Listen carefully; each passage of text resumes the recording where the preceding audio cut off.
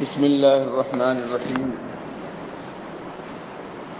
گزشتہ کل میں نے آپ حضرات کے سامنے ذکر کیا تھا کہ دنیا کی اگر ایک حقیقت ہے تو آخرت کی حقیقت اس سے بڑھ کر ہے۔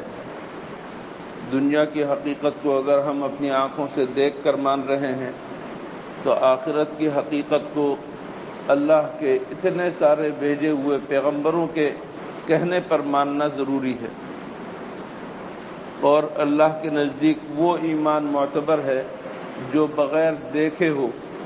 ہم نے آخرت کو دیکھا نہیں، اللہ کے نبیوں نے اور اللہ کی کتابوں نے بتایا، اس کے مطابق ہم آخرت پر ایمان رکھتے ہیں، اور ان نبیوں کے بقول، قرآن و حدیث کے بقول، یہ آخرت دنیا کے مقابلے میں بہت بڑی چیز ہے، اس کے مقابلے میں دنیا کچھ نہیں۔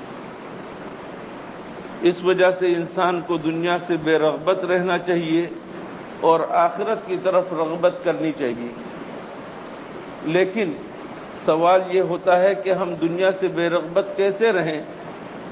ہمیں اللہ نے دنیا میں بھیجا، ہمارے باپ حضرت آدم علیہ السلام کو اللہ نے اس دنیا میں بھیجا، انہوں نے بود و باش اختیار کی، انہوں نے یہاں پر ان کی ذریت بڑھی، ان کا خاندان پھیلا، اور اس طریقے سے ہم وجود میں آئے، اور جب تک اللہ چاہے یہ وجود آگے بڑھتا رہے گا، دنیا بستی رہے گی۔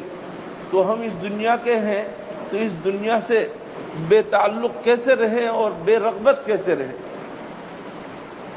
خوب یاد رکھیں، دنیا سے بے رغبت رہنے کا مطلب یہ نہیں ہے کہ دنیا سے الگ تھلگ ہو جائیں۔ ہمارے دین نے اس کا حکم نہیں دیا۔ آپ کو حکم دیا ہے کہ نکاح کرو، شادی بیاہ کرو۔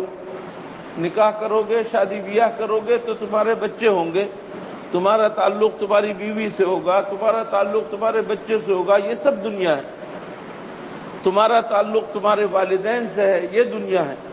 تمہارا تعلق تمہارے پیٹ سے ہے، پیٹ کے لیے تمہیں کھیتی باڑی کرنی پڑے گی، پیٹ کے لیے تمہیں ملازمت کرنی پڑے گی، پیٹ کے لیے تمہیں کاروبار کرنا پڑے گا، یہ دنیا ہے۔ اللہ نے اس سے منع نہیں کیا، اللہ نے ان چیزوں سے منع نہیں کیا۔ اللہ نے اس بات سے منع کیا ہے کہ تم ایسا نہ کرو کہ کاروبار ہی کو سب کچھ سمجھ لو، ملازمت ہی کو سب کچھ سمجھ لو، اور اللہ نے تمہارے اوپر جو فرائض اور واجبات رکھے ہیں ان کو بھلا دو۔ اللہ تعالیٰ نے دنیاوی بہت ساری چیزیں گنوائیں، عورتیں ہیں، مال و دولت ہے، سونے چاندی کے ڈھیر ہیں، گھوڑے ہیں، مویشی ہیں، اور کھیتی باڑی ہے، بہت کچھ ہے، یہ سب دنیا ہے۔ اللہ فرماتا ہے ان سے بڑھ کر بہتر چیز تمہارے لیے جنت ہے۔ دنیا کی یہ چیز بہت کم ہے، کچھ نہ ہونے کے برابر ہے۔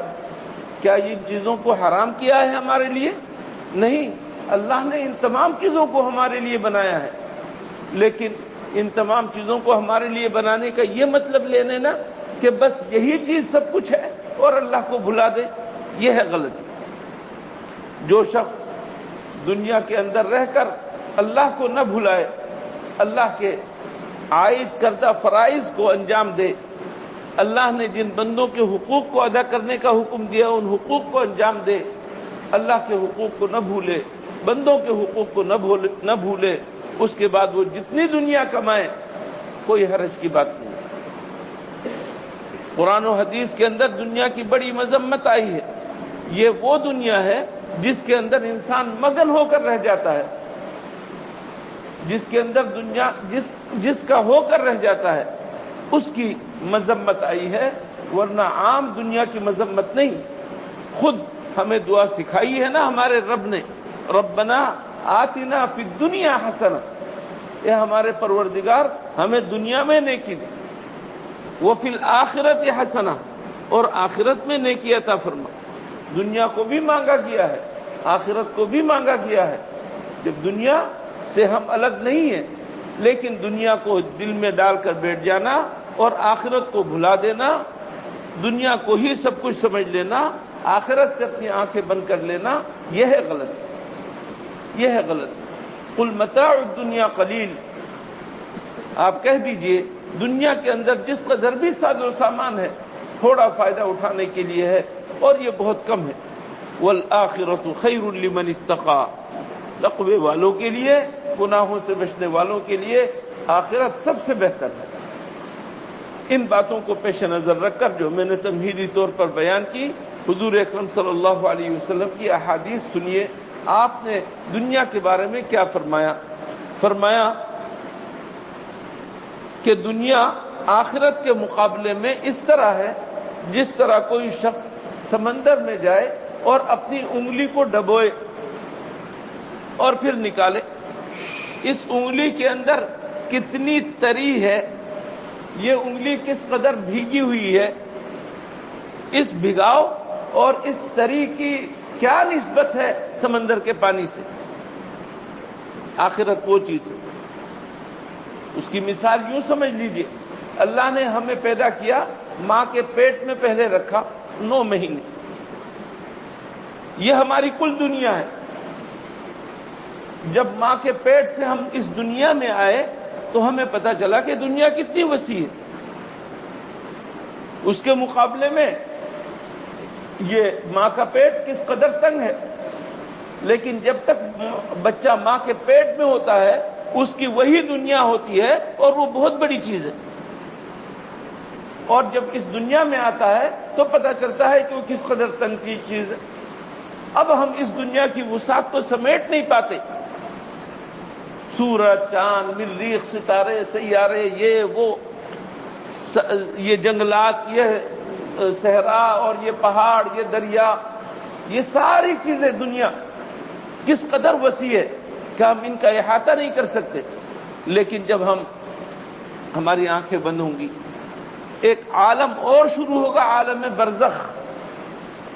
اس عالم برزخ کی اتنی وسعت ہوگی کہ تم سمجھو گے دنیا کیا ہے، یہ تو ماں کے پیٹ سے بھی تنگ ہے۔ عالم برزخ سے ایک اور عالم میں جائیں گے، عالم آخرت، اس کی تو کوئی انتہا نہیں، وہ اس قدر وسیع ہے۔